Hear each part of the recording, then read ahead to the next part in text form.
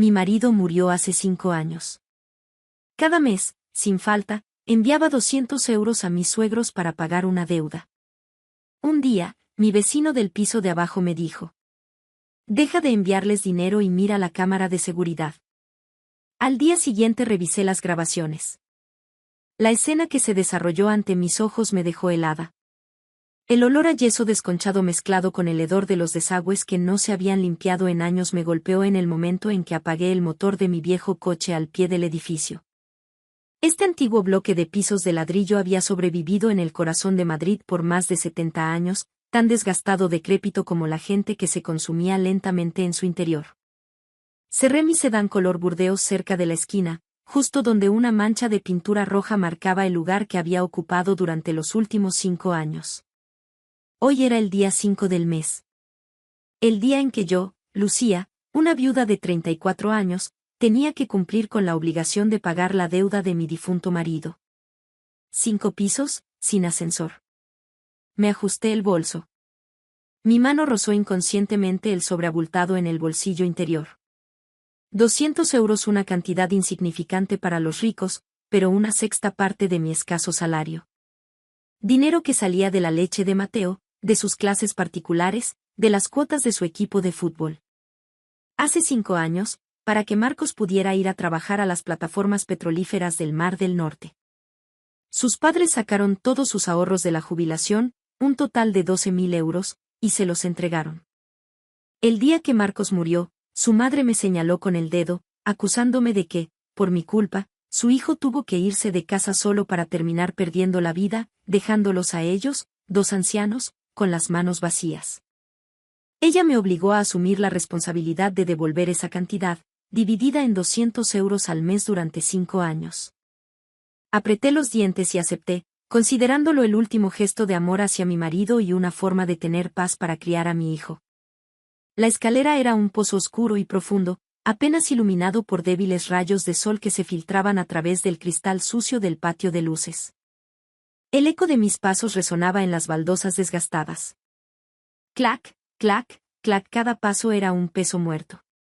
En el primer piso, el portero siempre tenía la radio a todo volumen. En el segundo, el olor a fabada quemada escapaba de una cocina comunitaria. En el tercero, una pareja joven discutía a gritos por la subida de la factura de la luz. Cuando llegué al cuarto, el silencio se volvió casi total, y el quinto, donde vivían mis suegros, era un mundo aparte, poseedor de una quietud inquietante. Me detuve en el rellano del 5.º piso, limpiándome el sudor de las sienes. Sentía el pecho apretado y el corazón me latía con fuerza, no solo por el esfuerzo, sino por la vaga sensación de malestar que siempre me invadía frente a aquella puerta de hierro pintada de un azul que se caía a trozos. Apartamento 504, la casa de los padres de Marcos. Llamé 3 veces con golpes secos y claros. Toc, toc, toc. Silencio. Sabía que estaban en casa. Nunca salían a ningún lado. Eladio, mi suegro, sufría de artritis, y Paquita, mi suegra, siempre se quejaba de dolores de cabeza y mareos. Ambos vivían como sombras en aquel piso de 55 metros cuadrados, con las persianas bajadas y la puerta echada con cerrojo, día y noche. Llamé de nuevo, esta vez más fuerte. Suegro, suegra, soy Lucía. Pasó casi un minuto hasta que oí el arrastrar de unas zapatillas en el interior. El sonido del cerrojo al descorrerse fue seco, como el crujido de los huesos de un anciano. La puerta se abrió solo una rendija, apenas lo suficiente para que asomara una cara arrugada y gruñona. Era Paquita.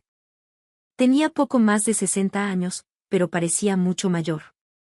Sus ojos, hundidos y rodeados de ojeras, siempre miraban a su alrededor con sospecha, como si temiera que alguien le robara el alma. No abrió la puerta del todo, mantuvo la cadena de seguridad puesta, creando una barrera fría entre su mundo y el mío. ¿Eres tú? Su voz era ronca, carente de emoción. Sí, hola, Paquita. He venido a traer el dinero de este mes. Traté de mantener una sonrisa, aunque sentía los músculos de la cara tensos. Ah, dámelo, dijo secamente. Abrí mi bolso apresuradamente y saqué el sobre que ya tenía preparado. Lo ofrecí con las dos manos a través de la estrecha abertura. Aquí están los 200 euros de este mes para que podáis comprar vuestras medicinas. Paquita extendió una mano huesuda, surcada de venas azules, y arrebató el sobre con la velocidad de un ave de presa. Sin contarlo ni mirarlo, se lo metió directamente en el bolsillo de su bata. El gesto fue tan automático y decidido que me sentí como una extraña en deuda, no como su nuera. ¿Está bien, Mateo?, preguntó sin mirarme a los ojos, desviando la mirada hacia las escaleras detrás de mí, como vigilando si alguien subía. Sí, está genial. No deja de preguntar por sus abuelos. Este fin de semana, si queréis, puedo traerlo para que pase el día con vosotros. Ya casi he terminado de pagar la deuda. Me gustaría que estuvierais más cómodos con él. Al oír eso, el rostro de Paquita se agrió y agitó la mano con nerviosismo. No, no. Tu suegro está mal de la pierna y yo tengo dolor de cabeza. Un niño en casa es mucho alboroto. No estamos para ruidos. Terminar los pagos es asunto tuyo. Ya te llamaremos cuando nos sintamos mejor para que lo traigas. La misma excusa de siempre.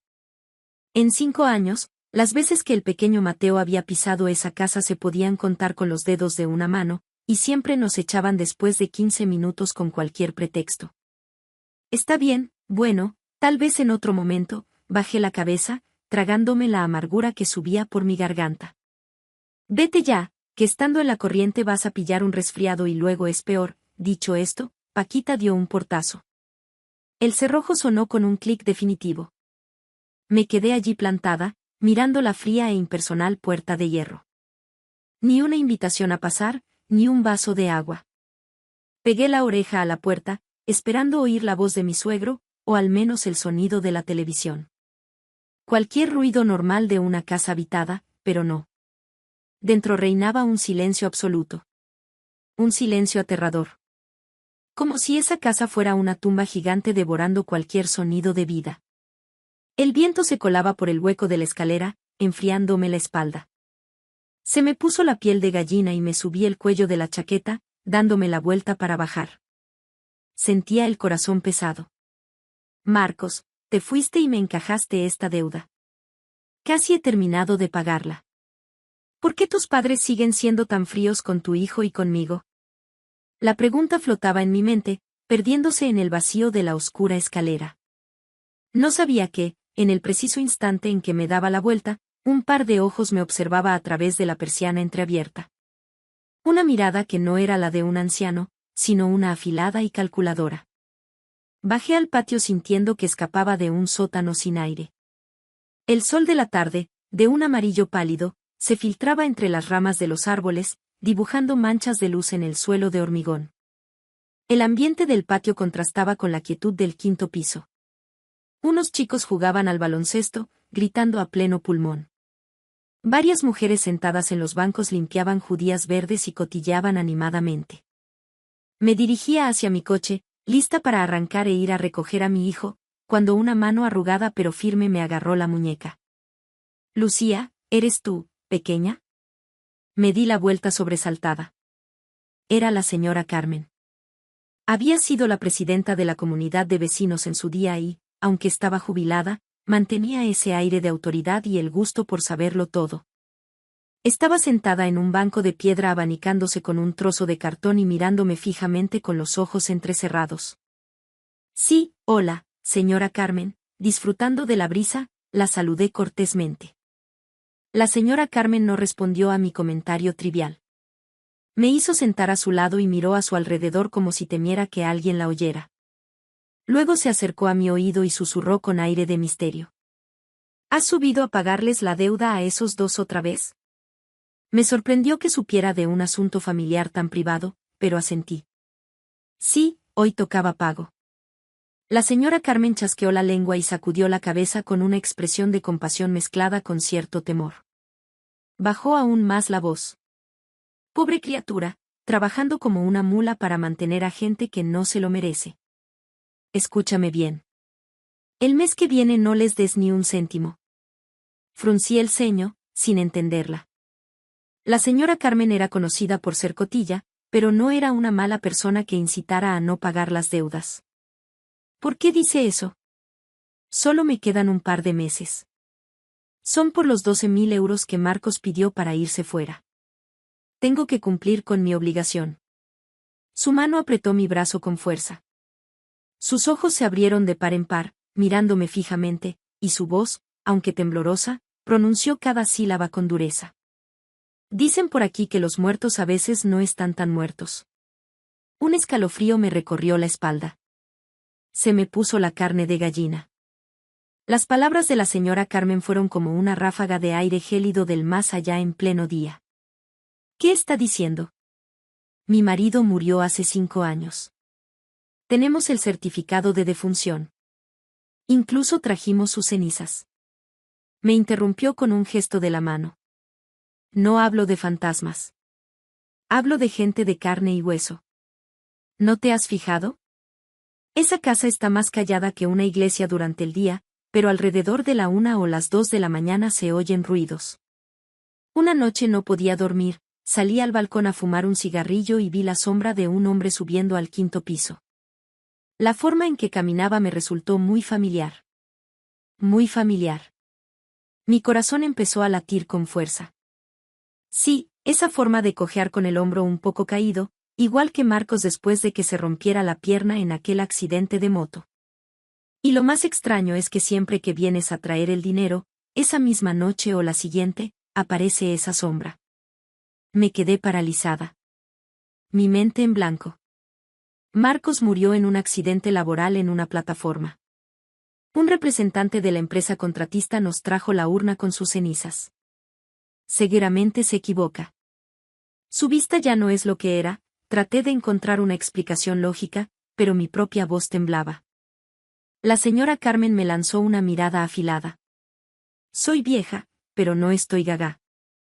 Además, lo vi. Llevaba una gorra calada hasta las cejas y una mascarilla. Si fuera un ladrón, estaría merodeando. Pero este sacó una llave del bolsillo y abrió la puerta como si fuera su casa. Si no me crees, es problema tuyo, pero hazme caso y compruébalo. En el rellano entre el 4.º y el 5.º piso, el administrador acaba de instalar una cámara de seguridad por los robos. Pide a alguien con contactos que te consiga las grabaciones.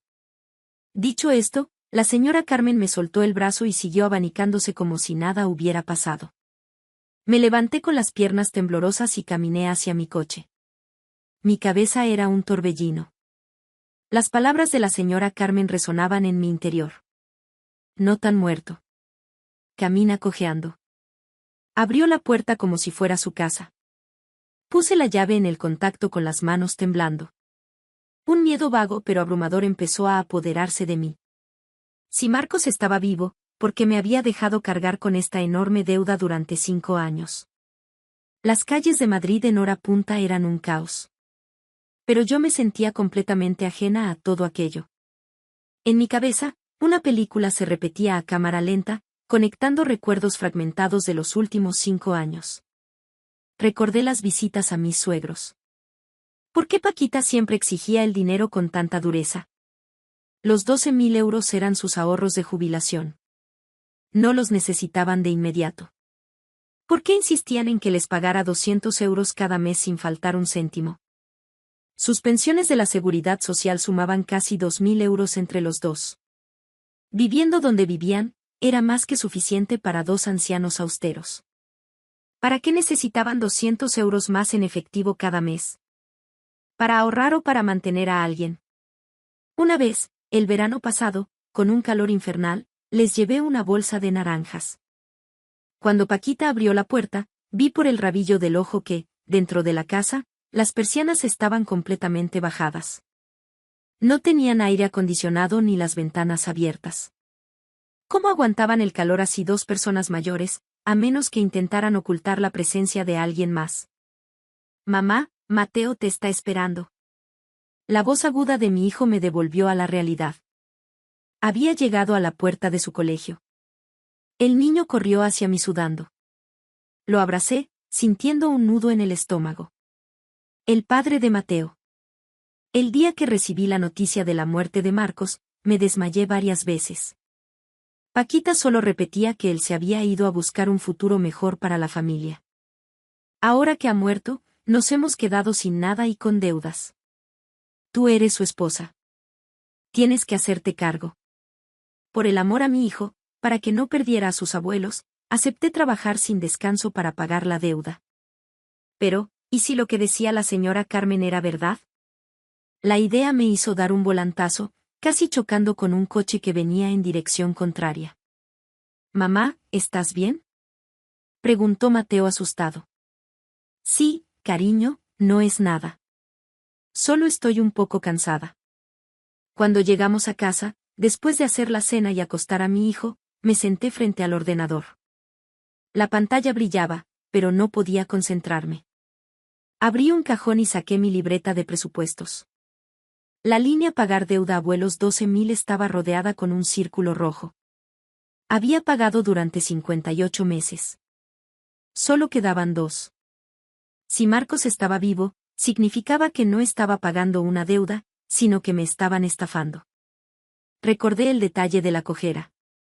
Marcos se había roto el tobillo izquierdo en un accidente de moto en 2018. La sospecha, como el ácido, empezó a corroer mi confianza. Necesitaba pruebas. Cogí el teléfono y busqué un nombre en mis contactos. Nacho era un primo mío, un genio de la informática. Nacho, ¿qué pasa llamándome a estas horas? Nacho, ¿estás ocupado? Necesito un favor. Dime que sí porque es algo delicado. ¿Conoces a alguien que gestione las cámaras del edificio donde viven mis suegros? Hubo un silencio al otro lado. El de la zona sur. Tengo un amigo en la empresa de seguridad que las instaló. ¿Por qué? ¿Han robado algo? Sí, algo así. Creo que se me cayó la cartera en las escaleras. ¿Hay alguna forma de que me consigas los archivos de la cámara de las escaleras entre el cuarto y el quinto piso de los últimos 3 meses? Preguntaré mañana y te digo algo. Por favor, Nacho, es muy importante. Colgué con las palmas de las manos empapadas en sudor. La flecha ya había salido del arco. Acababa de empezar mi búsqueda de la verdad. La tarde siguiente me reuní con Nacho en el patio de una cafetería escondida en una calle lateral. Llegó puntual y sacó un portátil de su mochila. Lucía, ¿qué te pasa? Estás muy tensa, tienes mala cara, me miró con preocupación. Forcé una sonrisa. ¿Cómo ha ido?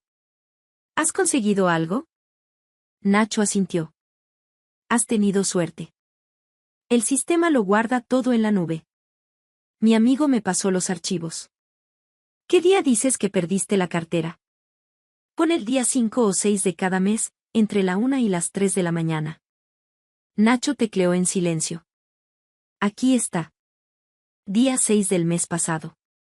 Mira esto. Giró la pantalla hacia mí. La imagen era granulada, en blanco y negro. La cámara enfocaba desde el rellano del cuarto piso hacia arriba, hacia el quinto. El pasillo estaba desierto. El reloj marcaba la 1:45 de la madrugada y 20 segundos. Una sombra apareció subiendo las escaleras. Sentí que se me detenía el corazón. El hombre llevaba una chaqueta holgada y una gorra calada que ocultaba la mitad de su rostro. Llevaba una mascarilla. Para. Ponlo en cámara lenta, mi voz sonaba extraña. Nacho pulsó una tecla. El hombre subió los escalones. Primero el pie derecho. Luego arrastró el izquierdo con una ligera cojera.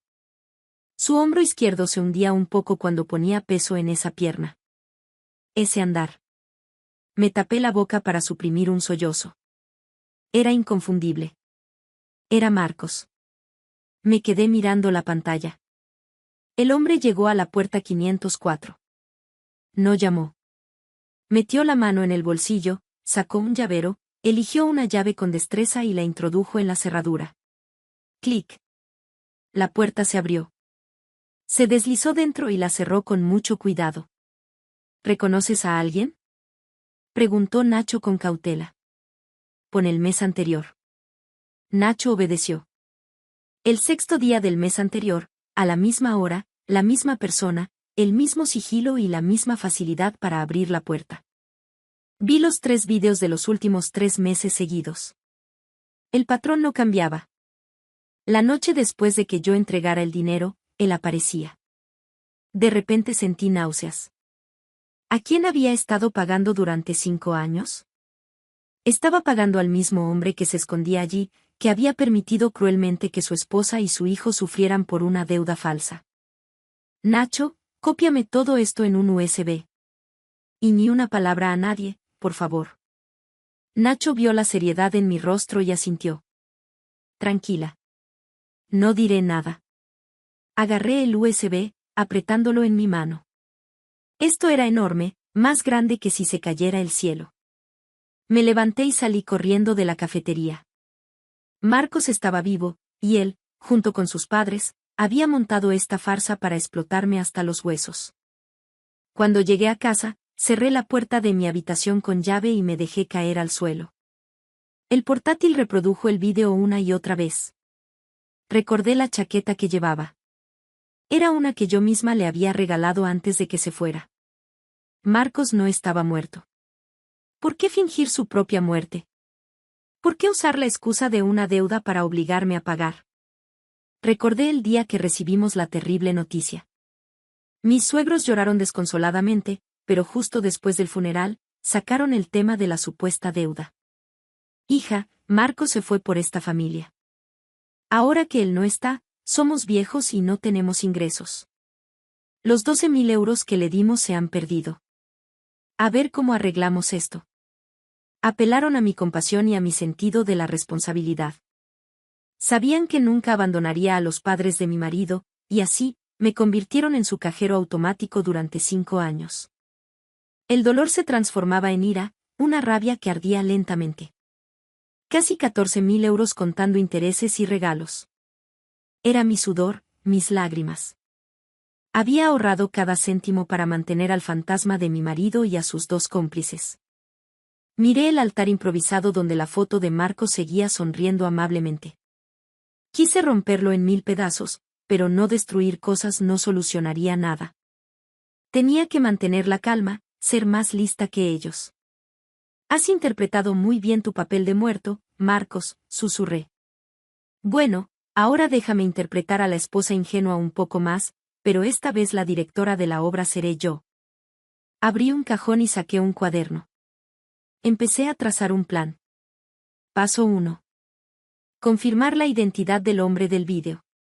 Paso 2. Investigar la situación financiera real de Marcos y su familia. Paso 3. Encontrar el escondite de Marcos. Mañana empezaría la casa. Iba a casar a mi propio marido muerto. A la mañana siguiente me levanté como siempre. Hice el desayuno a Mateo, le planché el uniforme, lo llevé al colegio y luego fui directa al trabajo. En una nota adhesiva, empecé a recalcular las cifras. Deuda original. 12.000. 200 al mes por 60 meses son 12.000. Además, en fiestas, cumpleaños y para medicinas, siempre daba algo extra. La cantidad total que les había dado en 5 años superaba los 14.000.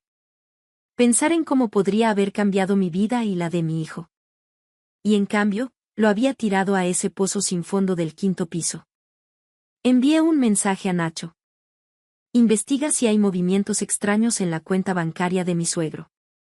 Sospecho que el dinero que les doy no se usa para vivir ni pagar ninguna deuda. Nacho respondió.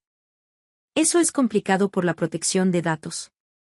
Pero puedo intentarlo por vías indirectas. Dame tiempo. Guardé el teléfono. Necesitaba acercarme más. Se me ocurrió una idea.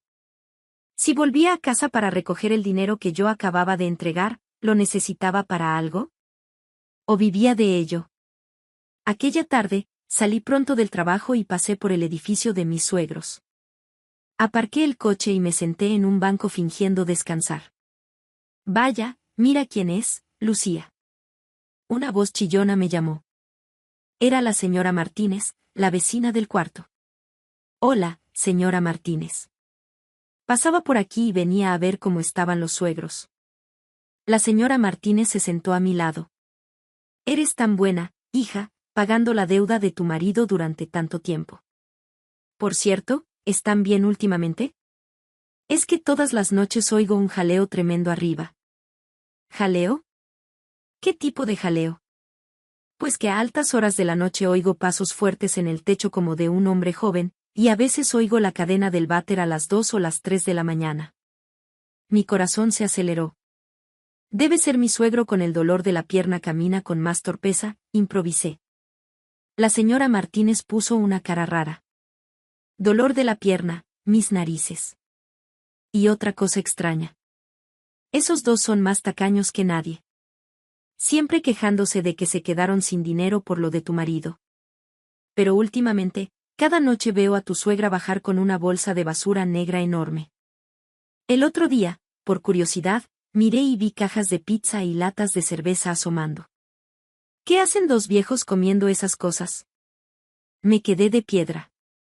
Cajas de pizza, latas de cerveza. Esas eran las cosas favoritas de Marcos. ¿Y no le preguntó? Claro que le pregunté. Me dijo que eran ofrendas que ponía para el difunto. Menuda excusa. ¿Quién pone tantas ofrendas? La historia de la señora Martínez era una pieza crucial del rompecabezas. Marcos no solo iba a la casa por dinero, sino que probablemente vivía allí, gastando el dinero que yo ganaba con el sudor de mi frente. 2 días después, decidí actuar. Fui a unos grandes almacenes y compré un masajeador de pies de alta gama. Elegí las 8 de la tarde para mi visita. Subí los 5 pisos cargando con la voluminosa caja. Frente a la puerta 504, agudicé el oído. Dentro se oía la televisión y voces. Come, hijo. Come mientras esté caliente. Tu mujer acaba de traer el dinero del mes, así que gasta sin miedo. Era la voz de Paquita. Tranquila, mamá. Lo tengo todo bajo control.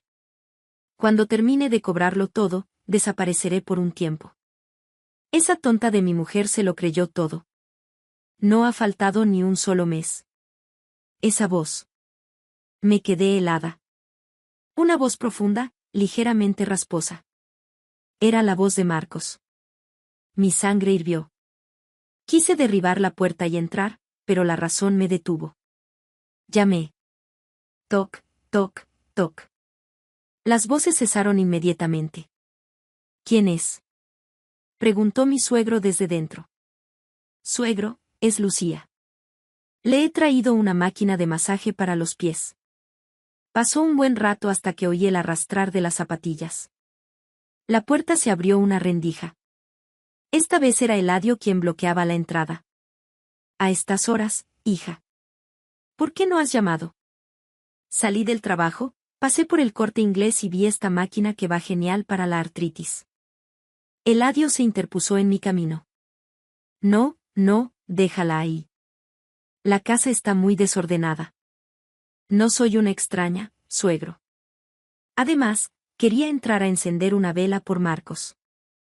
La cara de mi suegro se descompuso. ¿Qué tonterías dices? Anda, vete a casa. Justo en ese momento, desde el dormitorio del fondo, se oyó una tos. Una tos seca y corta de hombre. Mi suegro dio un brinco. Tu suegra está otra vez con la tos. Vete ya. Anda. Me arrebató la caja de las manos y dio un portazo. Me quedé sola en el pasillo. Esa tos no era de Paquita. La presencia de Marcos en esa casa estaba confirmada. A la mañana siguiente, recibí una llamada de Nacho. Lucía, he encontrado algo interesante. Fui a verle. Me enseñó un archivo Excel en su portátil. He comprobado el historial de transacciones. Los cheques de la pensión llegan puntualmente cada mes, pero no han sacado ni un solo euro en años. Tienen decenas de miles de euros acumulados. ¿No sacan dinero? Pregunté asombrada. Nada, solo ingresos. ¿Entonces de qué viven? La pizza, la cerveza, las cosas que dice la señora Martínez que ve. Todo eso cuesta dinero. Efectivo, dije en voz alta.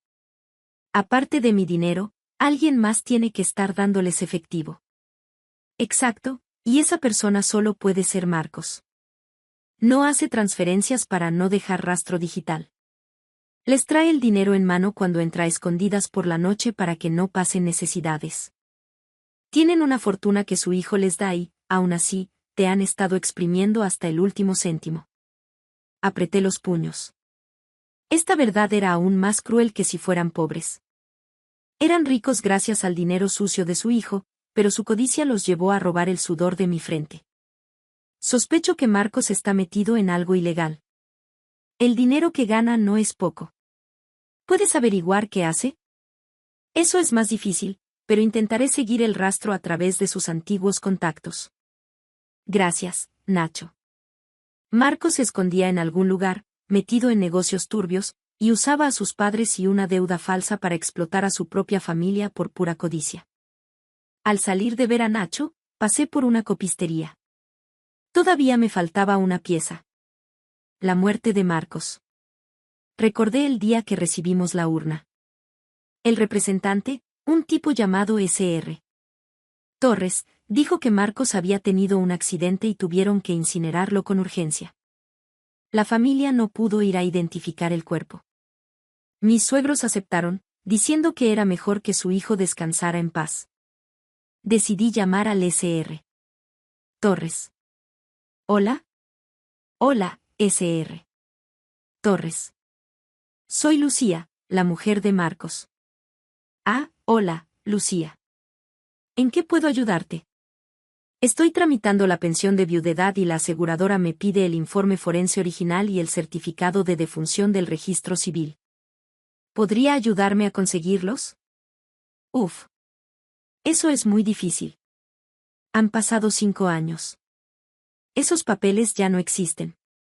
Además, en su momento se hizo todo por canales humanitarios.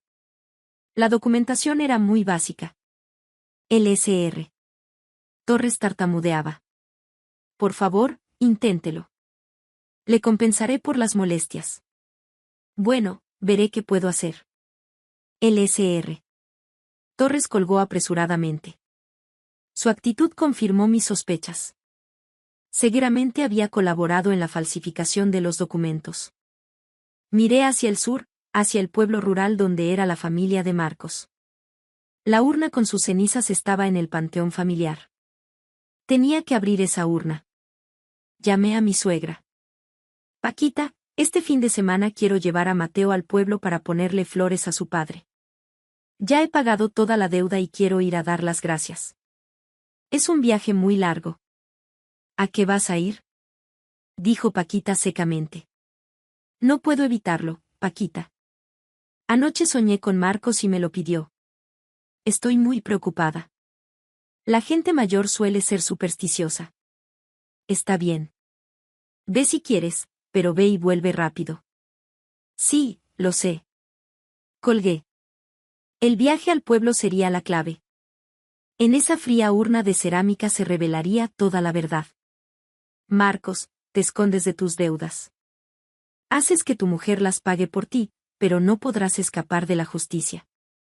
Aquel fin de semana, bajo un intenso sol castellano, llevé a Mateo en mi viejo coche por una carretera que serpenteaba entre campos de trigo. Salimos al amanecer para llegar al pueblo antes del mediodía. Mateo estaba emocionado. No paraba de hablar, preguntando por los tractores, por los abuelos que nunca conoció. La risa inocente de mi hijo era como puñaladas en mi corazón. Cuanto más puro era él, más pesaba la culpa de los adultos. No me atreví a contarle el verdadero propósito de nuestro viaje. Para él, era una visita al pueblo de su padre, para mí, era el viaje para encontrar las pruebas que desenmascararían a su cruel progenitor. Cuando llegamos al pueblo, varios familiares nos recibieron con cariño. Mi tío político, el que cuidaba el cementerio, salió a ayudarnos con las maletas. ¡Qué alegría, Lucía! ¿Cuánto tiempo? Mateo se está haciendo un hombrecito. Es igualito a su padre. Aquel comentario inocente me dolió. Igualito al hombre que se escondía, el que en 5 años no le había enviado ni un caramelo. Sonreí y saludé a todos, tratando de parecer tranquila. Puse unas flores en el altar de la iglesia y encendí una vela. El humo me escocía los ojos. Con vuestro permiso, voy a llevar a Mateo al cementerio para ponerle unas flores a su padre y decirle que he cumplido con mi obligación. Lo dije en voz alta para que todos lo oyeran. Mi tío asintió. Haces bien, hija. Marcos descansará más tranquilo. Quédate a comer y ve por la tarde, que ahora hace mucho calor. No, gracias, tío. Prefiero ir ahora. Por la tarde tenemos que volver a Madrid para que el niño pueda ir mañana al cole. Rechacé su oferta. Tenía que ejecutar mi plan a mediodía, cuando todo el mundo estuviera comiendo. Cogí a Mateo de la mano y fuimos al cementerio situado a las afueras. El sol pegaba fuerte, pero yo no sentía el calor. En mi bolso, además de las flores, llevaba un martillo pequeño, un destornillador y una microcámara con la batería cargada. El cementerio del pueblo estaba en silencio bajo la sombra de los cipreses. Las tumbas estaban limpias y ordenadas. El nicho de Marcos estaba en el columbario, tercera fila, con una placa de granito negro brillante y una foto de él sonriendo. Coloqué las flores. Mateo me ayudó a ponerlas. Papá, soy Mateo. He venido a verte. Ayúdame a sacar buenas notas. El niño juntó las manos y su voz infantil resonó en el silencio. Lo miré con los ojos llenos de lágrimas. Mateo, cariño, ¿por qué no vas a jugar un rato por allí mientras hablo un momento con papá? Vale, mamá. Mateo corrió obediente hacia un trozo de hierba a buscar saltamontes. Me quedé sola frente al nicho. Miré a mi alrededor.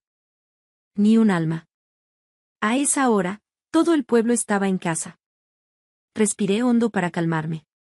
Con manos temblorosas, encendí la microcámara. La llevaba oculta en la solapa de mi chaqueta. Tenía que grabar todo el proceso como prueba. Me acerqué al nicho. La urna estaba detrás de una pequeña puertecita de cristal cerrada con llave. Mi tío me había dado una copia el día del entierro por si quería limpiarla alguna vez. Nunca imaginó que esa llave abriría la puerta a una verdad tan cruda. Metí la llave en la cerradura. El clic sonó seco y metálico. La puertecita de cristal se abrió. La urna de cerámica color tierra apareció ante mí. Grabado en ella estaba el nombre de Marcos García y las fechas. La cogí con las manos. Estaba fría. No el frío de la muerte, sino el frío de una mentira. La puse en el suelo y saqué el martillo y el destornillador. La tapa estaba sellada con silicona. Tuve que hacer palanca con cuidado para no romperla. El sudor me corría por la frente. Mi corazón latía con la fuerza de un tambor. Si alguien aparecía en ese momento, me tomarían por una loca profanadora de tumbas. Crack. Un trozo de silicona saltó. Contuve el aliento y seguí haciendo palanca. Tras unos minutos de esfuerzo, la tapa cedió. Con un último empujón, saltó. Contuve el aliento y miré dentro. Vacía. No del todo. En el fondo había una capa de polvo y varias piedras de construcción del tamaño del puño de un niño. Ni cenizas, ni fragmentos de hueso, nada que se pareciera a los restos de un cuerpo humano incinerado. Me fallaron las piernas. Me dejé caer al suelo, mirando aquellas piedras inertes. Aunque me lo esperaba, ver la verdad con mis propios ojos fue un choque. Durante 5 años, toda la familia había estado venerando un puñado de escombros. Durante 5 años, mi hijo y yo habíamos rezado a unas rocas. Era una broma macabra de una crueldad infinita. Agarré la cámara y grabé el interior de la urna, enfocando cada piedra, cada mota de polvo. Mientras grababa, hablaba con voz ahogada pero firme. Hoy, 15 de mayo de 2024, yo, Lucía Vázquez, esposa de Marcos García, he abierto la urna funeraria de mi marido en el cementerio de su pueblo natal. En su interior no hay cenizas, solo piedras. Esta es la prueba de que la muerte de Marcos fue un fraude. Cuando terminé, volví a meter las piedras en la urna. La cerré y la sellé con un pegamento fuerte que había traído. Lo hice todo rápido, sin dejar rastro de que la urna había sido abierta. La devolví a su nicho y cerré la puertecita de cristal con llave. Todo volvió a su apariencia normal, pero mi interior era un mar embravecido. «Mamá, he cogido un saltamontes gigante», gritó Mateo desde lejos. Me sequé las lágrimas a toda prisa. Me arreglé la ropa y sonreí para recibirle. «Qué bien, campeón. Vámonos ya, que hace mucho sol». Le cogí de la mano y salimos del cementerio. A mis espaldas, la tumba falsa seguía en pie, un monumento al engaño de la familia de mi marido. Pero no seguiría en pie por mucho tiempo. Me lo juré a mí misma. Comimos algo rápido en casa de mi tío y salimos hacia Madrid con la excusa de que a Mateo le dolía la barriga. En el camino, paré en un hostal de carretera para descansar. En realidad, necesitaba un lugar tranquilo para revisar el vídeo y pensar en mi siguiente paso. En la habitación, con Mateo dormido, me conecté al wifi y empecé a buscar en Facebook los antiguos contactos de Marcos. Recordé que tenía un grupo de amigos con los que siempre iba a tomar copas. El más cercano era Darío, al que apodaban el buitre. El día del entierro, Darío lloró inconsolablemente. Incluso me cogió la mano y me dijo que no me preocupara, que él cuidaría de mí y del niño. Pero después, desapareció. Busqué su nombre y encontré su perfil. Su foto era de una moto grande. Entré en su muro. Publicaba constantemente fotos de fiestas en bares y clubes. Revisé sus últimas publicaciones. Una foto me llamó la atención. Darío levantando una jarra de cerveza en una terraza. En su muñeca izquierda llevaba un reloj con correa de metal y esfera azul. Amplié la foto. Mi corazón se aceleró. Un Seiko de esfera azul. Fue mi regalo de aniversario para Marcos. Lo recordaba perfectamente porque yo misma había encargado grabar nuestras iniciales LYM en el reverso. Y lo que era más importante, la correa de metal tenía un rayón profundo cerca del cierre de una caída en moto que tuvo Marcos. En la foto de Darío, aunque borrosa, se distinguía aquel rayón. ¿Por qué llevaba Darío el reloj de Marcos? El Sr. Torres, el intermediario, me dijo que Marcos había perdido todas sus pertenencias en el accidente, y ahora el reloj estaba en la muñeca de su mejor amigo. Solo había una posibilidad. Marcos se lo había dado, o Marcos estaba con él. Seguí mirando sus fotos. Darío publicaba a menudo desde un polígono industrial en Fuenlabrada. Las piezas empezaron a encajar. Las transferencias de dinero a la cuenta de mi suegro también venían de esa zona. Darío estaba allí. Darío era el cómplice. El que ayudaba a Marcos a blanquear el dinero y contactar con su familia.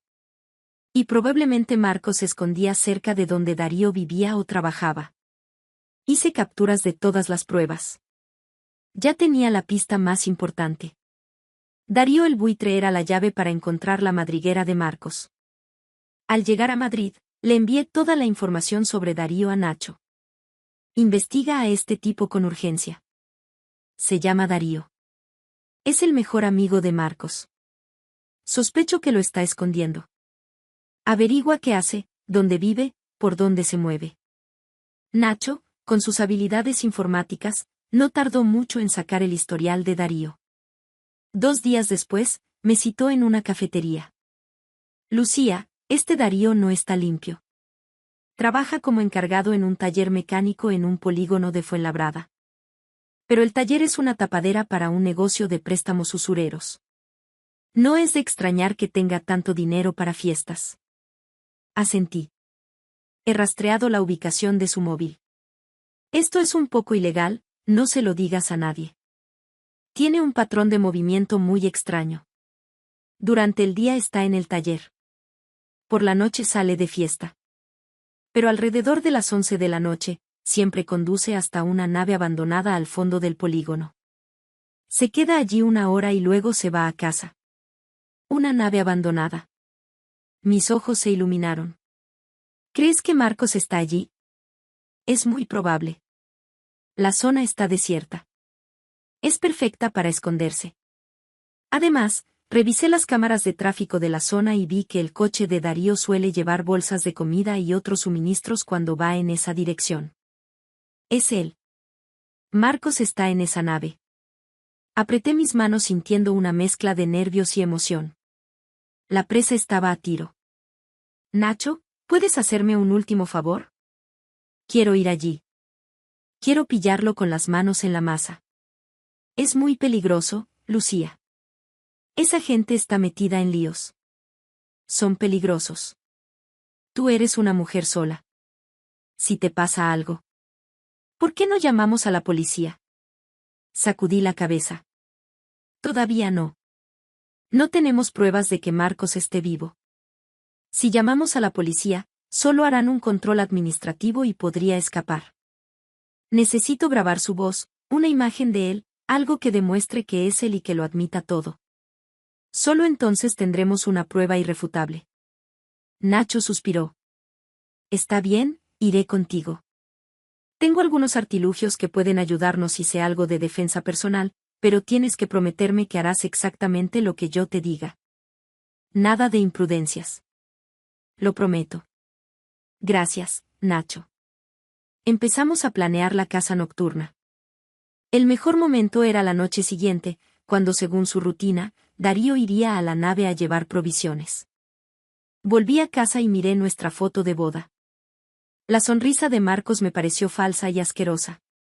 Te escondes muy bien, Marcos, pero olvidaste una cosa. Ninguna mentira dura 100 años. Mañana por la noche te quitaré la máscara. Abracé a Mateo y le besé la frente. Tranquilo, mi amor. Mamá está a punto de hacerte justicia. No tendremos que seguir pagando por ese traidor. La batalla final estaba a punto de comenzar, y yo estaba lista.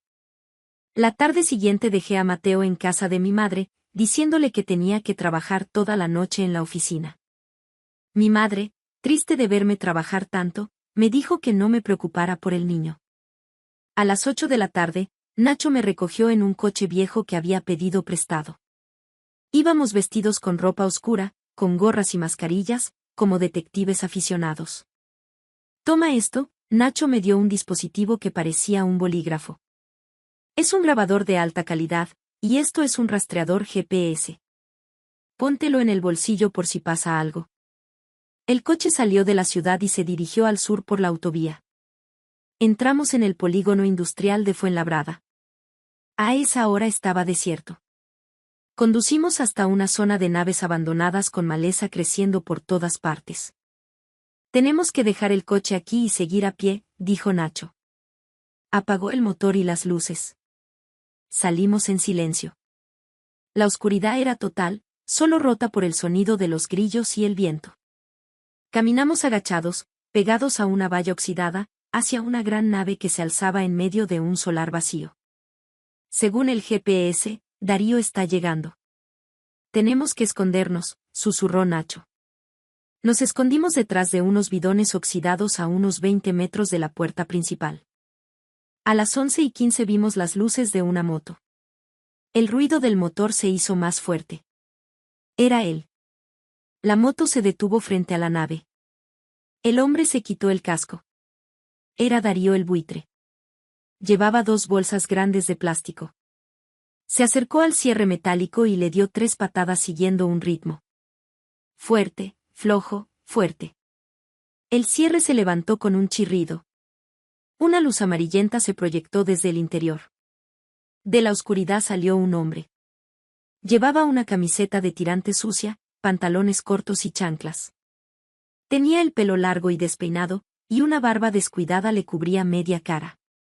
Estaba más moreno y más delgado, pero esos ojos, esa nariz, esa espalda ligeramente encorvada. No había duda. Era Marcos, mi marido, el padre de mi hijo, el hombre por el que había guardado luto durante 5 años. Estaba allí, de carne y hueso, frente a mí. Aunque me había preparado para ello, verle con mis propios ojos me dejó sin aliento. Tuve que morderme el labio hasta que sangró para no gritar. ¿Lo has traído todo? La voz de Marcos era ronca y cortante. Todo. Cerveza, comida, tabaco, ropa nueva. Vives aquí como un rey, dijo Darío riendo mientras le entregaba las bolsas. Un rey, mis narices. Esto es un horno y los mosquitos me comen vivo. Estoy a punto de volverme loco, se quejó Marcos, cogiendo las bolsas y dándose la vuelta. Darío metió la moto dentro y bajó el cierre. Vamos. Tenemos que acercarnos más, susurró Nacho. Nos movimos sigilosamente hasta la pared de la nave. Encontramos una grieta por la que escapaba luz y sonido. Pegué el ojo. Dentro, en una esquina, estaba el nido de Marcos. Un colchón en el suelo, una mesa de plástico, un ventilador y una pequeña televisión. Los dos hombres se sentaron y abrieron unas cervezas. Encendí el grabador y lo pegué a la grieta. La conversación llegó a mis oídos con una claridad brutal. Bebe, que está fría, dijo Darío. Marcos bebió un trago largo y eructó. Qué buena. ¿Cómo va todo? ¿Cuándo piensas irte? Supongo que en un mes. Estoy esperando a que mis padres cobren el último pago. Mi mujer está a punto de terminar. Qué tonta. No ha faltado ni un solo mes. Puntual como un reloj. Admiro la actuación de mis viejos. Se ponen a llorar miseria y ella se lo traga todo. La verdad es que tu mujer es una santa y tú eres un bastardo. ¿No tienes miedo al karma? Dijo Darío riendo. ¿Qué karma? Me fui al Mar del Norte para ganar dinero para ellos, pero tuve la mala suerte de meterme en el juego y debo 50.000 pavos a unos tipos de allí. Si no escapo, me matan. Tuve que fingir mi muerte para que no encontraran a mi familia y para recuperar los 12.000 euros de la deuda. Mis padres no perdieron nada. Marco soltó una carcajada. Volví sin un duro y con deudas de juego aquí también. Si no le sacaba el dinero a mi mujer, ¿qué iba a comer? La pensión de mis viejos no bastaba. Con la excusa de la deuda, Lucía se ha roto el lomo trabajando. Pero ahora ganas dinero. Podrías mantener a toda la familia. Sí, gano dinero y mucho, pero me gusta quitárselo a ella. ¿Por qué no? Además, así mis viejos tienen una excusa para quejarse a los vecinos y nadie sospecha del dinero que les doy. Si de repente se hacen ricos, la gente hablaría. Eres un calculador frío. Y a tu mujer y a tu hijo simplemente los abandonaste. Marco se quedó callado un momento. ¿Qué les den? Lucía es joven y guapa. No le faltarán hombres. Le hice un favor. Ahora puede rehacer su vida. Le quito el dinero para que esté demasiado ocupada como para sospechar nada. Odio sus sermones, aunque a veces lo pienso. En casa estaba como un rey, con la comida en la mesa y la cama caliente, y ahora estoy aquí en este infierno. Ten cuidado. El otro día tu mujer apareció por sorpresa con una máquina de masajes. Creo que sospecha algo. Si te quedas ahí, un día te encontrarás a la policía en la puerta. Aguanta un poco más. Te largas a México y se acabó. Eres el mayor bastardo que he conocido, Marcos, dijo Darío, aunque su tono era de broma. Anda, bebe y cállate. Si no miro yo por mí, ¿quién lo va a hacer? Apagué el grabador. Era suficiente. El hombre al que había amado estaba verdaderamente muerto. El de ahí dentro era un monstruo. Le hice una señal a Nacho para que nos fuéramos. ¿Estás bien? Me preguntó. Estoy mejor que nunca, me sequé las lágrimas con voz firme. Vámonos. Mañana será su fin. A la mañana siguiente fuimos al despacho de un abogado que Nacho conocía. Entregué todas las pruebas. La grabación, el vídeo de la urna vacía, las imágenes de la cámara de seguridad. El abogado, al oír la grabación, se puso furioso. Esto es estafa agravada, falsedad documental y encubrimiento, con la cantidad estafada y los agravantes de abuso de confianza y fingimiento de muerte. Marcos y sus padres se enfrentan a penas de prisión. Quiero denunciarlos. Quiero que paguen y me devuelvan hasta el último céntimo, dije con determinación. Te ayudaré, pero primero tenemos que coordinarnos con la policía para detenerlos. Si se enteran, Marcos podría huir. El abogado llamó a los inspectores de policía. Con pruebas tan sólidas, se organizó un operativo para esa misma noche. Un equipo iría a la nave a por Marcos, otro al piso a por sus padres y un tercero a por Darío. Yo esperaría en comisaría. A las 2 de la mañana, sonó el teléfono del inspector. Objetivo detenido en la nave. Cómplice controlado. Los dos ancianos están de camino. Respiré aliviada, sintiéndome vacía y exhausta. La justicia, aunque lenta, llega. El telón había caído sobre una farsa de 5 años. A la mañana siguiente, vi a Marcos a través del cristal de la sala de interrogatorios. Estaba hundido, esposado, con la mirada perdida. Cuando le pusieron la grabación, se derrumbó y lo confesó todo. Sus padres, en otra sala, lloraban y culpaban a su amor de padres, pero la ley no perdona a quienes usan el afecto para estafar. Darío también fue arrestado por encubrimiento y por su negocio de préstamos ilegales. El caso conmocionó a la opinión pública. 3 meses después, tuvo lugar el juicio. Marcos fue condenado a 12 años de prisión por estafa agravada y falsedad documental. Sus padres, debido a su edad, recibieron libertad vigilada, pero fueron obligados a devolverme todo el dinero. Al salir del juzgado, miré al cielo azul. El sol brillante disipaba las sombras que habían nublado mi vida durante 5 años. Había recuperado mi dinero, mi honor y, lo más importante, mi libertad. Vendí el pequeño apartamento y, con el dinero de la indemnización en mis ahorros, compré un piso nuevo, pequeño pero lleno de luz. Una tarde, recogiendo a Mateo del colegio, me dijo: «Mamá, hoy he sacado un sobresaliente en mates». «¡Qué campeón es mi hijo! Hoy para celebrarlo te invito a cenar fuera». «Bien». Caminamos de la mano por una calle arbolada. El viento de la tarde traía el olor de los tilos. Miré a mi hijo y sonreí, feliz. El pasado doloroso se había quedado encerrado tras los muros de la prisión. Ante nosotros se abría un nuevo futuro, brillante y pacífico. Di las gracias en silencio por las tormentas pasadas.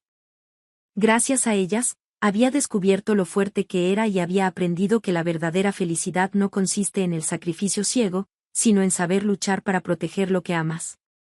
Gracias por escuchar mi historia hasta el final.